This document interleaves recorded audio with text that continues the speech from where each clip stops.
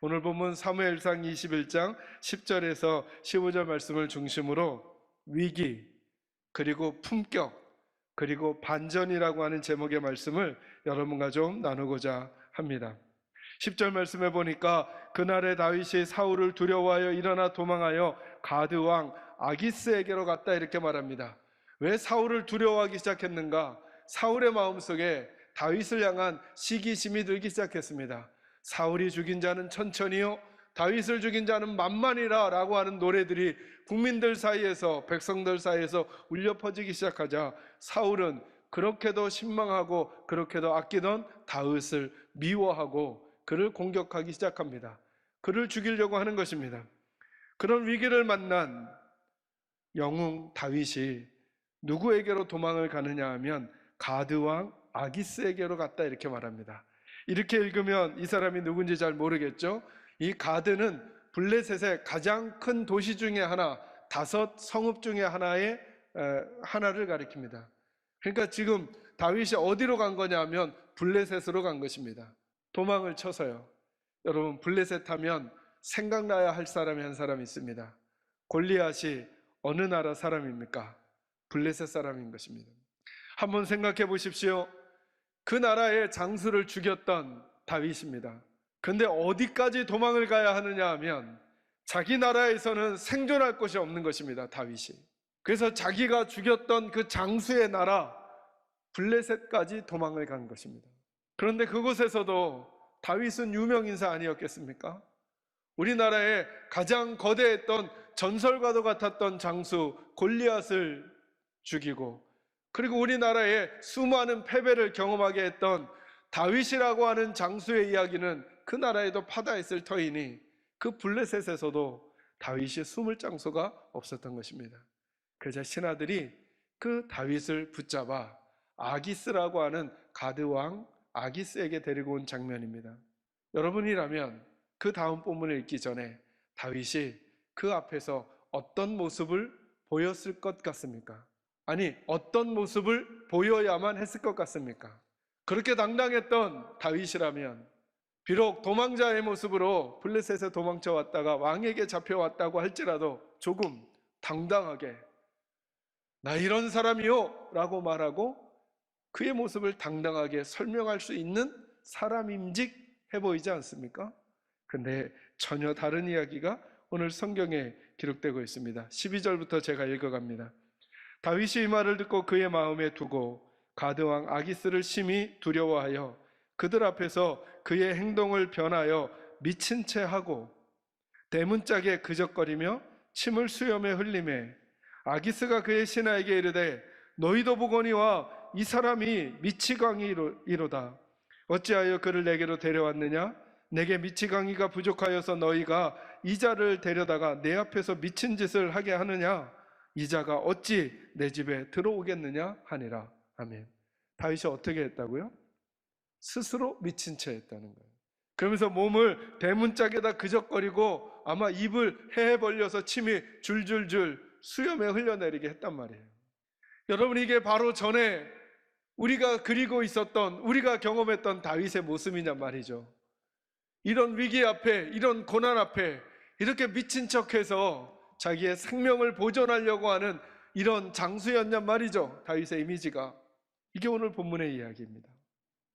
그래서 아기스 왕이 심지어는 내 주변에 미치광이가 얼마나 많은데 거기다 숫자 하나 더 하려고 이 사람을 데리고 왔느냐라고 하면서 그를 물리치게 되고 다윗은 거기서 생명을 보존하게 되었다는 이야기, 이게 오늘 본문의 이야기입니다. 저는 이 이야기를 묵상하면서 3가지 단어가 생각났습니다. 하나는 위기, 2번째는 품격, 3번째는 반전이라는 단어였습니다. 그 첫 번째, 위기와 관련된 말씀입니다. 여러분, 오늘 저희가 한번 제일 먼저 나누고 싶은 말씀은 이것입니다. 늘 기회는 위기가 되고 위기는 기회가 될 수 있다는 것입니다. 오늘 본문에는 영웅에게 찾아온 위기가 있습니다. 영웅에게도 위기는 온다라고 하는 것입니다. 다윗은 정말 승승장구하던 사람입니다. 어린 시절부터 그는 하나님께로부터 왕이 되려는 기름 부음을 받았습니다. 기름 부음을 받을 만큼, 자격이 있어 보일 만큼 그는 양을 사자와 곰으로부터 지켜내는 그런 지혜가 있었고 그런 전략이 있었습니다. 골리앗을 물리치고 음악을 잘 다루어 사울의 마음을 진정시켜 주기도 하고 백성들을 구하는 전쟁에서 혁혁한 공을 세우기도 했던 사람, 이 사람이 다윗입니다. 근데 그가 지금은 발 디딜 곳 하나도 없는 도망자의 삶을 살게 된다는 것입니다. 심지어는 블레셋까지 도망을 갔어야 했습니다. 여러분, 본문의 블레셋이라고 하는 지역을 왜 거론해 주는가? 다윗이 아무 곳에도 마음 둘 곳이 없었다라고 하는 가장 극명한 표현이기 때문에 그렇습니다. 어딜 가도 내 편이 없는 것 같은 상황, 심지어 내 나라 땅에 내가 발디딜 곳이 없는 그곳처럼 느껴지는 인생의 상황이라는 것입니다. 그래서 적국, 자기가 죽였던 장수의 나라로까지 도망을 가게 된 것입니다. 여러분은 어떤 위기를 맞고 있습니까? 여러분, 위기는 혼란의 시간입니다. 위기가 오잖아요. 그동안 붙들고 있었던 가치관들이 흔들립니다. 위기가 오잖아요. 그동안 내가 선택했던 선택들을 다르게 선택하는 시간들이 우리에게 옵니다. 자세가 혼란스러워집니다. 근데 한 번만 더 생각해 보면 위기는 저와 여러분에게 기회가 될 수 있다는 것입니다. 위기는 도리어 우리로 하여금 혼란의 시간이니까 그동안 내가 가지고 있었던 가치관이 흔들리기도 하겠지만 뒤집어 생각할 수 있는 시간이 될 수도 있다고 하는 것입니다. 다른 쪽에서 한번 보기 시작할 수 있다고 하는 것입니다. 다윗 입장에서 보면 어쩌면 그는 점점점 승승장구해 가면서 내가 이런 사람인가? 라고 하는 자신의 힘에 대한 이야기를 자신의 마음속에 많이 넣는 시간들이 있었을지 모릅니다. 그러나 위기가 찾아오면서 자기의 힘을 의지할 수 없는 존재가 본인이라는 사실을 그는 깨달아가고 있었는지도 모릅니다. 그리고 나서 생각해 보면 저와 여러분의 인생에도 늘 그런 것 같습니다.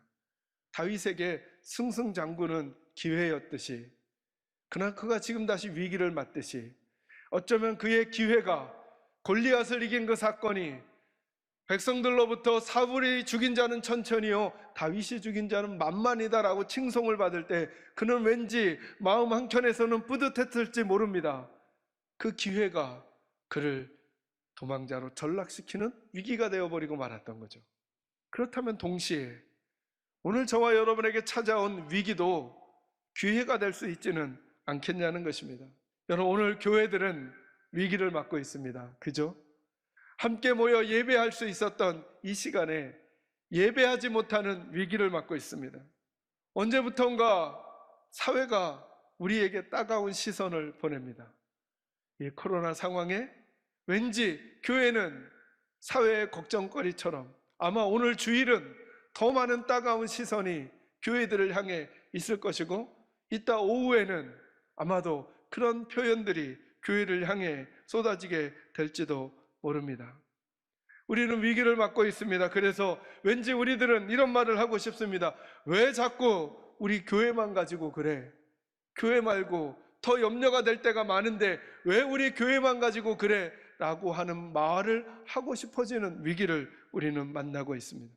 그런 사랑하는 성도 여러분, 이 위기가 뒤집어 볼 수 있는 힘만 있다면, 이 위기가 다른 쪽에서 볼 수 있는 시각만 우리에게 열리기 시작한다면 이 위기는 진짜 기회가 될 것입니다. 다윗은 이 시간들을 통해 참 지도자는 어떤 모습이어야 하는지, 어쩌면 다윗의 그 수많은 시편들을 보면 다윗이 제일 많이 고백했던 표현 중에 하나가 뭐냐면 여호와는 나의 힘이요 여호와는 나의 왕이시라고 했어요. 제가 정의하는 다윗은 뭐냐 하면 왕이면서도 또 다른 왕을 섬기고 살아갔던 사람, 저는 다윗을 그렇게 정의하고 싶거든요. 다윗은 본인이 왕이었는데도 불구하고 항상 또 다른 왕을 섬겨요. 그분이 하나님이셔요. 자기에게 온 백성들을 휘두를 만한 왕권이 있었어요. 권력이 있었어요. 정치력이 있었어요. 군사력이 있었어요. 그런데 항상 다윗은 여호와 하나님만이 나의 왕이시라고 하는 거예요. 나는 왕이 아니라는 거예요. 나는 진짜 왕이 아니라는 거예요. 그가 그것을 어느 순간에 배워가기 시작했을까? 그렇게 찾아온 위기도를 통과해 가면서 나는 내 힘으로 살 수 없고 하나님으로 함께 살아야 한다라고 하는 생각을 그가 한 것은 아니겠는가 싶은 것이에요. 우리 식구들은 요즘 어떤 개인적인 위기를 만났나요?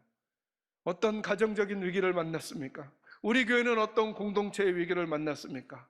저는 위기가 우리에게 기회가 될 수 있음을 믿는 믿음이 우리 식구들에게 꼭 있기를 주님의 이름으로 축원합니다. 또 한 가지, 이 본문의 말씀을 묵상하면서 제가 생각하게 되는 것은 품격입니다. 품격. 우리는 위기에 어떤 품격을 지켜야 할까? 더 이야기를 진행하기 전에 여러분은 다윗의 모습에서 품격이 느껴지십니까? 가드왕 아기스 앞에서 지금 보여지는 다윗의 모습은 생명을 지켜내기 위해서 스스로 미친 채 하고, 미치지 않았으나 미친 채 하고, 스스로 대문짝에다가 몸을 어기적 하면서 바보 같지 않으나 바보인 척하고, 입을 벌려 침이 수염에 흘러내리도록 자기의 모습이 아름다우나 아름답지 않은 사람처럼 행동하는 다윗의 모습에서 여러분은 품격을 느끼실 수 있습니까?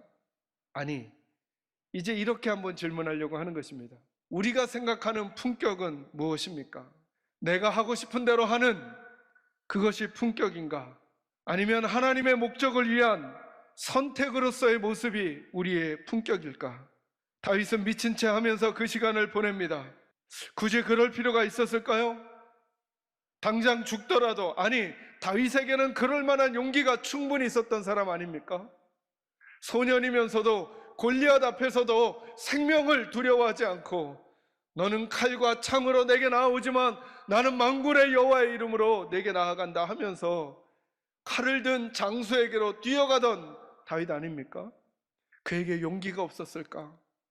당장 죽더라도 적국의 왕 앞에서 목숨을 구걸할 필요가 있을까?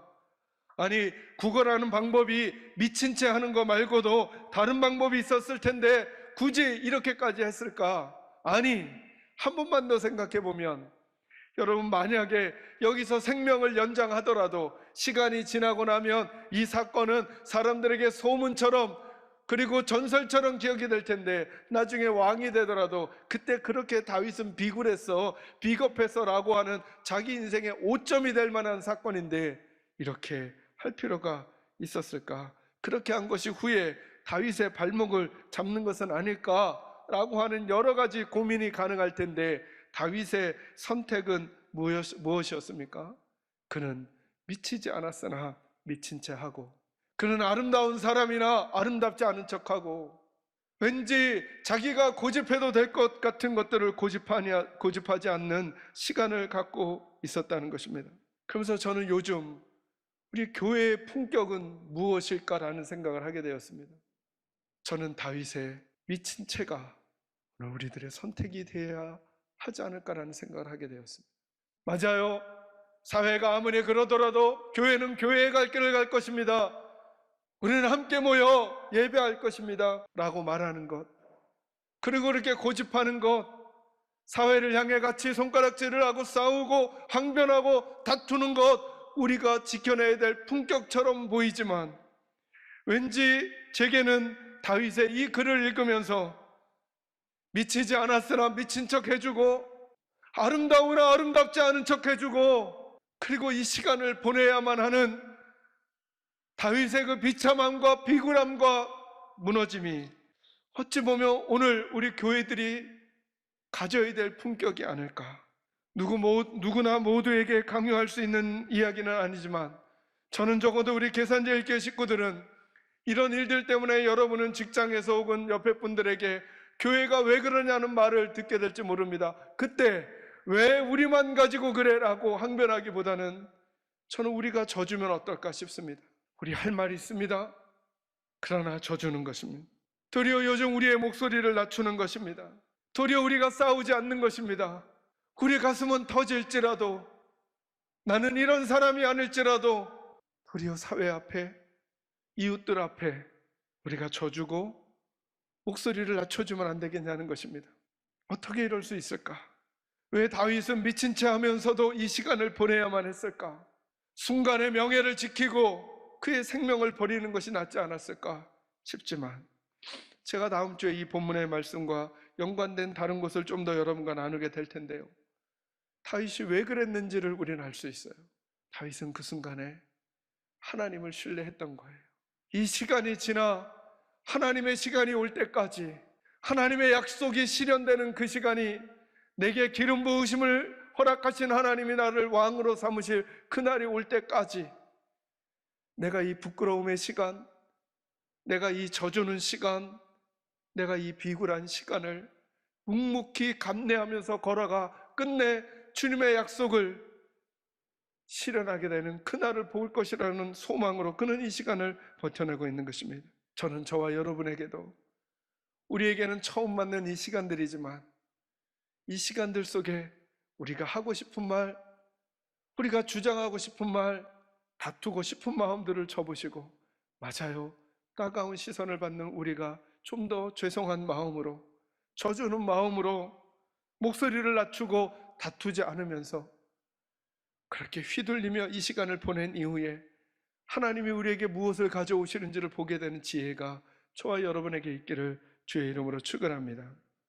마지막 세 번째, 반전입니다. 이렇게 한번 질문해 보시겠습니까? 이 본문 뒤에 아기스로부터 도망을 나오면서 다윗의 마음은 어땠을 것 같습니까, 여러분?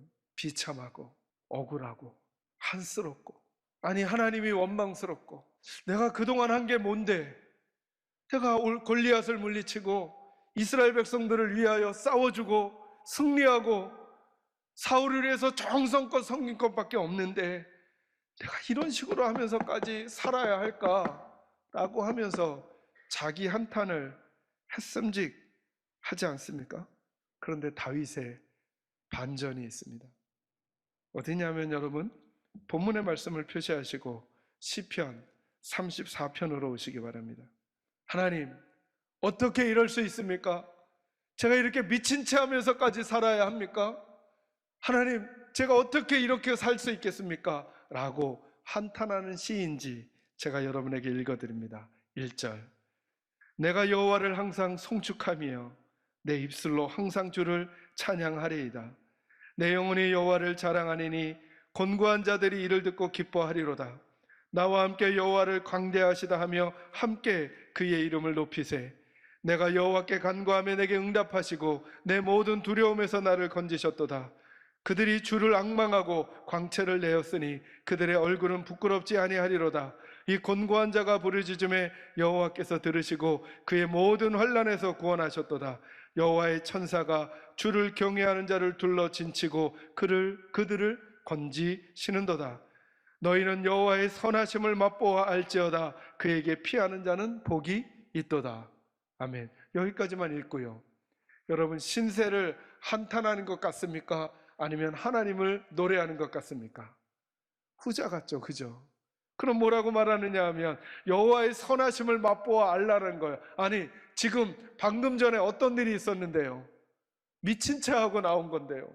근데 그는 그 시간을 그냥 혼자 보낸 게 아닌 것입니다.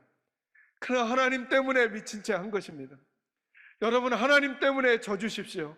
우리 할 말을 못한 것 같지만, 우리 항변을 못한 것 같지만 도리어 사회를 존중하고 사회를 아껴주고 그들을 위해 주는 것입니다. 우리 하고 싶은 것을 못했지만 그들의 부탁을 들어주는 것입니다.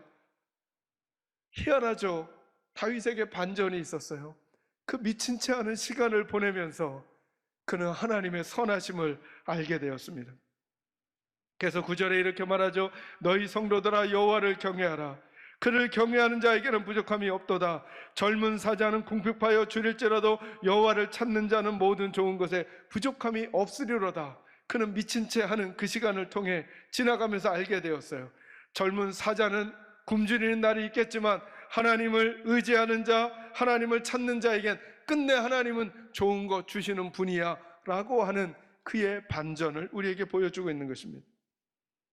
조금 더 내려오면 19절 말씀에 의인은 고난이 많으나 여호와께서 그의 모든 고난에서 건지시는도다. 22절, 여호와께서 그의 종들의 영혼을 속량하시나니 그에게 피하는 자는 다 벌을 받지 아니하리로다. 여러분, 다윗은 그냥 미친 채 한 것이 아닙니다. 하나님 앞에서 하나님의 약속의 시간이 올 때까지, 하나님의 통치가 자기 인생과 나라 가운데 이루어질 때까지 그 시간을 하나님 때문에 그렇게 보낸 것입니다. 그리고 났더니 그의 실제 삶에서도 이런 반전이 일어납니다. 이제 사무엘상 22장 1절과 2절로 오시기 바랍니다. 우리 다 같이 한번 한 목소리로 1절과 2절을 읽어볼까요? 읽습니다. 시작. 그러므로 다윗이 그곳을 떠나 아둘람 굴로 도망하며 그의 형제와 아버지의 온 집이 듣고 그리로 내려가서 그에게 이르렀고, 환난당한 모든 자와 빚진 모든 자와 마음이 원통한 자가 다 그에게로 모였고, 그는 그들의 우두머리가 되었는데 그와 함께한 자가 400명 가량이었더라. 아멘. 여러분, 이게 언제 생긴 거냐면 이게 반전이죠. 지금 다윗이 아기스 앞에서 미친 채 하고 나왔을 때예요. 여러분 한번 생각해 보세요. 지도자급에 있는 사람이 이렇게 했다면 그 주변에 있는 사람이 그 사람에게도 모일까요? 아니면 이 사람은 따를 사람이 아니야 라고 더 이 사람을 버릴까요? 아니, 언제부턴가 다윗이 아주 위대한 영웅처럼 느껴졌던 사람들입니다. 그런데 한낱 적국의 왕 앞에서 미친 채 하고 수염에 침을 흘리면서 가까스로 목숨을 구해 나온 사람입니다. 아마 이랬다면, 이 정도 사람이라면 내 목숨을 맡길 수 있겠는가 의구심이 들만한데, 이 장면 바로 뒤에 어떤 일이 생기냐면 하나님이 그에게 400명이라고 하는 사람을 붙여줍니다. 다윗이 그때 이기고 있었던 게 아닙니다. 도망자의 삶을 살고 있었던 것입니다. 지금 다윗과 함께하면 도망자의 삶을 그들도 함께 살아야 하는 것입니다. 그런데도 불구하고 이들이 다윗에게 몰려듭니다. 누군가를 이겨서가 아니라, 누군가에게 당당해서가 아니라, 자기 할 말을 다 해서가 아니라 미친 채 하고 하나님의 시간을 기다리며 자기를 낮추었던 그 다윗에게 반전이 일어난 것이죠. 저는 우리의 반전을 기다리고 있습니다. 우리의 반전을 기다리고 있습니다. 저는 우리 식구들과 함께 다 같이 저주자고 부탁하고 싶습니다. 예수 믿지 않는 부모님에게 혹은 가족들에게, 친구들에게 너네 교회는 왜 그러냐고, 너희들 교회는 왜 그러냐고 혹시 비난을 받을 때 입을 열어 싸우지 말고 미치지 않았으나 미친 채 하는 다윗처럼 져주셨으면 좋겠습니다. 죄송하다고, 미안하다고, 우리가 더 잘 도와줘야 하는데 그러지 못했다고, 우리 가슴은 억울하고 우리 가슴은 비굴하고 비참해지는 것 같은 마음일지 모르지만 저는 우리의 반전을 기다립니다. 다윗은 어쩌면 이 장면에서 물러나오면서 그냥 죽어버릴까? 내가 무슨 왕이 되긴 무슨 왕이 돼, 내가 무슨 백성을 이끌긴 무슨 백성을 이끌어, 이렇게 비참한 모습까지 다 보였는데 이제 진짜 난 아무것도 하지 못하는 것 아닐까? 라고 여겼을 그에게 하나님은 반전을 예비해 두셨습니다. 400명이나 되는 사람들을 보내요. 난 널 버리지 않았다 라고 말해 주셨습니다. 우리 다 같이 모여 예배하고 싶습니다. 그러나 사회가, 그러나 나라가, 그러나 국민들이 우리 보고 조금 참아달라고 하면 할 수 없어서가 아니라, 할 말이 없어서가 아니라, 할 용기가 없어서가 아니라 우리 스스로 미친 채 하고, 우리 스스로 힘없는 채 하고, 우리 스스로 약해져 그들의 요구에 맞춰주고, 우리가 얻은 우리의 열매가 아니라 하나님이 우리에게 가져다 주실 위로, 하나님이 우리에게 가져다 주실 반전, 그리고 우리에게 보내주실 많은 사람들, 그 시간에 여러분들이 그렇게 예배하고 싶었으나, 모이고 싶었으나, 무엇인가를 하고 싶었으나, 말할 게 많았으나 그러지 아니하고 그렇게 지내줬던 여러분들을 보니 나는 여러분들이야말로 진짜 요즘 우리에게 필요한 공동체라는 생각이 듭니다 라고 하며 우리에게 하나님이 보내주실 사람들, 그들을 기다리며, 사랑하는 성도 여러분, 오늘 어디에 계시든지 저와 여러분이 성도의 품격을 아름답게 지켜내고 그들에게 져주고 양보해주고, 그리고 이 시간들 속에 착하고 좋은 태도로 보내면서 하나님이 다윗에게 가져다 준 반전을 우리 개인의 인생과 우리 가정, 그리고 우리 교회와 하나님의 교회 앞에 어떻게 이루시는지를 보며 한 걸음 한 걸음 주님의 백성답게 착하고 좋은 말하고 좋은 태도로 보내면서 이 시간들을 보내는 저와 여러분이 되시기를 주님의 이름으로 축원합니다.